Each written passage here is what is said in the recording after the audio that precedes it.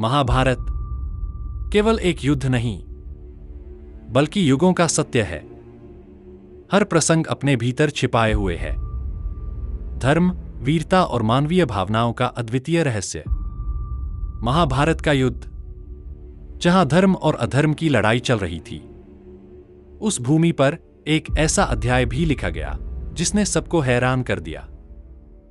आज हम लेकर आए हैं रणभूमि का वह दृश्य जहां एक गुरु और शिष्य एक दूसरे को पराजित करने के लिए आमने सामने खड़े हैं। एक ऐसे युद्ध दृश्य जो केवल शस्त्रों से नहीं, बल्कि सम्मान और प्रतिशोध की भावना से लड़ा गया। यह कहानी है द्रोणाचार्य और महाबली भीमसेन के बीच हुए उस भयंकर युद्ध की। यह प्रसंग है महाभारत के जयद्रथ वध पर्व के अध्याय 128 के श्लोक संख्या 43 से 53 और अध्याय 129 के श्लोक संख्या 11 से 22 की।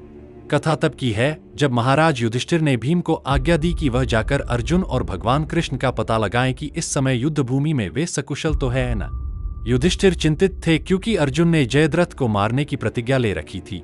समय बीता जा रहा था और युद्ध भूमि से जयद्रथ के वध का कोई समाचार अभी तक नहीं आया था।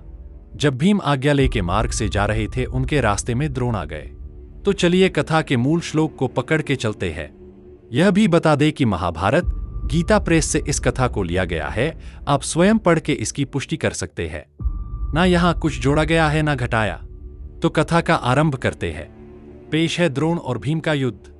संजय कहते हैं, महाराज, द्रोण ने मुस्कुराते हुए से नाराज चलाकर भीमसेन के ललाट में चोट पहुंचाई। उस नाराज से पांडुपुत्र भीमसेन ऊपर उठी किरणों वाले सूर्य के समान सुशोभित होने लगे।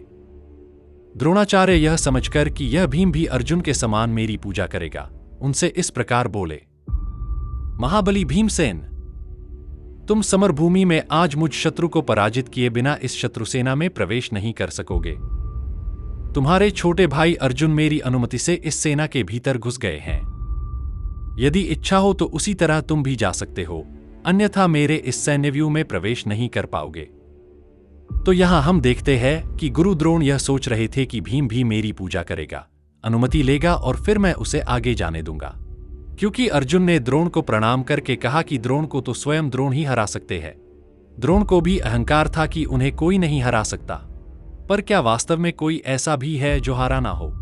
क्या भीम द्रोण को पराजित कर देंगे, अथवा द्रोण ही भीम को पराजित कर देंगे? यह तो पूरी कथा जानने के बाद ही पता चलेगा। चलिए कथा में वापस आते हैं। भीम कहते हैं, गुरु का यह वचन सुनकर भीमसेन के नेत्र क्रोध से लाल हो गए। वे बड़ी उतावली के साथ द्रोणाचार्य से निर्भय होकर बोले, ब्रह्मबंधो, अर्जुन तुम्हारी अनुमति से इस सम्रांगण में नहीं प्रविष्ट हुए हैं। वे तो दुर्जय हैं, देवराज इंद्र की सेना में भी घुस सकते हैं। उन्होंने तुम्हारी बड़ी पूजा करके निश्चय ही तुम्हें सम्मान दिया है। परंतु द्रोण, मैं दयालु अर्जुन नहीं हूं। मैं तो तुम्हारा शत्रु भीमसेन हूं। तुम हमारे पिता, गुरु और बंधु हो और हम तुम्हारे पुत्र के तुल्य हैं। हम सब लोग यही मानते हैं और सदा तुम्हारे सामने प्रणत भाव से खड़े होते हैं।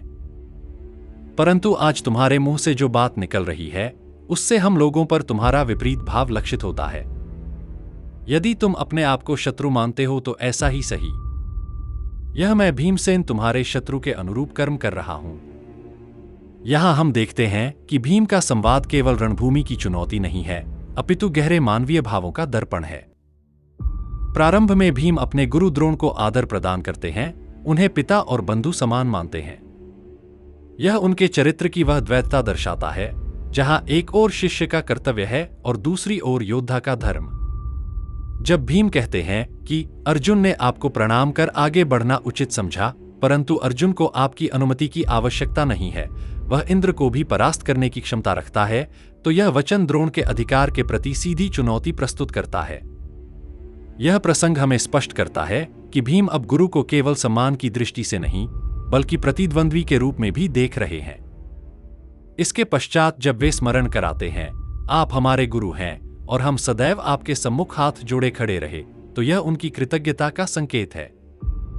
किंतु तत्क्षण ही वे कहते हैं, आज आपकी भाषा बदल चुकी है, आज आप शत्रु भाव से बोल रहे हैं। यहां से यह स्पष्ट होता है कि भीम अब द्रोण के शब्दों में कल्याण नहीं, केवल विरोध देख रहे हैं। सबसे निर्णायक क्षण तब आता है जब भीम निर्भीक होकर कहते हैं, मैं अर्जुन की तरह आपकी दया की याचना नहीं करूंगा। यदि युद्ध ही मार्ग है तो मैं आपसे युद्ध करूंगा। यह वचन केवल चुनौती नहीं, बल्कि भीम के अडिग संकल्प का उद्घोष है। इस प्रसंग का विश्लेषण हमें यह समझाता है कि महाभारत केवल युद्ध का आख्यान नहीं, बल्कि मानवीय संबंधों के टूटने और पुनर्निर्माण की गाथा भी है। गुरु शिष्य का यह संवाद हमें स्मरण कराता है कि जब धर्म और कर्तव्य का प्रश्न उठता है, तब सबसे गहन बंधन भी रणभूमि में डगमगा सकते हैं। आगे देखते हैं क्या होता है। संजय कहते हैं, राजन। ऐसा कहकर भीमसेन ने गदा उठा ली, मानो यमराज ने कालदंड हाथ में ले लिया हो। उन्होंने उस गदा को घुमाकर द्रोणाचार्य पर दे मारा, किंतु द्रोणाचार्य शीघ्र ही रथ से कूद पड़े। जैसे हवा अपने वेग से वृक्षों को उखाड़ फेंकती है, उसी प्रकार उस गदा ने उस समय घोड़े, सारथी और ध्वज सहित द्रोणाचार्य के रथ को चूर चूर कर दिया और बहुत से योद्धाओं को भी धूल में मिला दिया। महाराज, रथयुत्पतियों के भी यूथपति भीमसेन को इस प्रकार सेना का सहार करते देख द्रोणाचार्य उनका सामना करने के लिए आगे बढ़े। उस सम्रांगण में अपने बाणरूपी तरंगों से भीमसेन को रोककर आचार्य द्रोण ने पांडवों के मन में भय उत्पन्न करते हुए सहसा सिंहनाद किया। महाराज, द्रोणाचार्य तथा महामंसवी भीमसेन का वह महान युद्ध देवासुर संग्राम के समान भयंकर था। राजन, जब इस प्रकार द्रोणाचार्य के धनुष से छूटे हुए पैने बाणों द्वारा सम्रांगण में सैकड़ों और हजारों वीर मारे जाने लगे, तब बलवान पांडुनंदन भीम वेगपूर्वक रथ से कूद पड़े तथा दोनों नेत्र मूंदकर सिर को कंधे पर सिकोड़कर दोनों हाथों को छाती पर सुस्थिर करके मन, वायु तथा गरुड़ के समान वेग का आश्रय ले पैदल ही द्रोणाचार्य की ओर दौड़े। जैसे साढ़ लीलापूर्वक वर्षा का वेग अपने शरीर पर ग्रहण करता है, उसी प्रकार पुरुष सिंह भीमसेन ने आचार्य की उस बाणवर्षा को अपने शरीर पर ग्रहण किया। आर्य, सम्रांगण में बाणों से आहत होते हुए महाबली भीम ने द्रोणाचार्य के रथ के ईशादंड को हाथ से पकड़कर समूचे रथ को दूर फेंक दिया। राजन, उस युद्धस्थल में भीमसेन द्वारा फेंके गए आचार्य द्रोण तुरंत ही दूसरे रथ पर आरूढ़ हो पुनः व्यूह के द्वार पर जा पहुंचे। उस समय गुरु द्रोण का उत्साह भंग हो गया था। उन्हें उस अवस्था में आते देख भीम ने पुनः वेगपूर्वक आगे बढ़कर उनके रथ की धुरी पकड़ ली और अत्यंत रोष में भरकर उन अतिरथी वीर द्रोण को भी पुनः रथ के साथ ही फेंक दिया। इस प्रकार भीमसेन ने खेलसा करते हुए 8 रथ फेंके, परंतु द्रोणाचार्य पुनः पलक मारते मारते अपने रथ पर बैठे दिखाई देते थे। उस समय आपके योद्धा विस्मय से आंखें फाड़ फाड़ कर यह दृश्य देख रहे थे। यहां मैं देख रहा हूं कि युद्ध भूमि में भीम ने केवल शक्ति का नहीं, बल्कि दृढ़ संकल्प का परिचय दिया। एक बार नहीं, 2 बार नहीं, बल्कि पूरे 8 बार उन्होंने द्रोण के रथ को चकनाचूर कर दिया।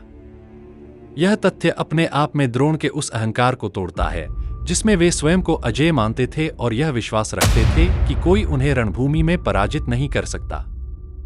इस प्रसंग से यह स्पष्ट होता है कि भीम केवल बल के भरोसे नहीं लड़ रहे थे, बल्कि वे द्रोण के मनोबल को भी लक्ष्य बना रहे थे। जब रथ बार बार नष्ट हुआ, तो उसके साथ द्रोण की अजेयता की धारणा भी खंडित होती चली गई, और यहीं पर भीम की भूमिका निर्णायक हो जाती है। उन्होंने द्रोण को परास्त किया, किंतु रुककर अनुमति नहीं मांगी। इसके विपरीत वे बिना द्रोण की आज्ञा लिए ही आगे बढ़ गए अर्जुन और भगवान श्री कृष्ण की खोज में। यह कार्य केवल युद्धनीति का नहीं, बल्कि प्रतीकात्मक रूप से गुरु के वर्चस्व से मुक्ति का भी संकेत देता है। इस प्रकार मैं देख रहा हूं कि यह प्रसंग केवल एक विजय का वर्णन नहीं करता, बल्कि यह संदेश भी देता है कि जब धर्म और कर्तव्य का मार्ग स्पष्ट हो जाए, तो गुरु का भी अहंकार भंग हो सकता है और शिष्य अपनी राह स्वयं चुन सकता है। तो मित्रों, कुरुक्षेत्र का यह प्रसंग केवल अस्त्र शस्त्र की टकराहट नहीं था।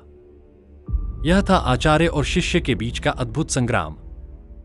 भीम का क्रोध और द्रोणाचार्य की अद्वितीय धनुर्विद्या, दोनों ने रणभूमि को प्रचंड अग्नि में बदल दिया।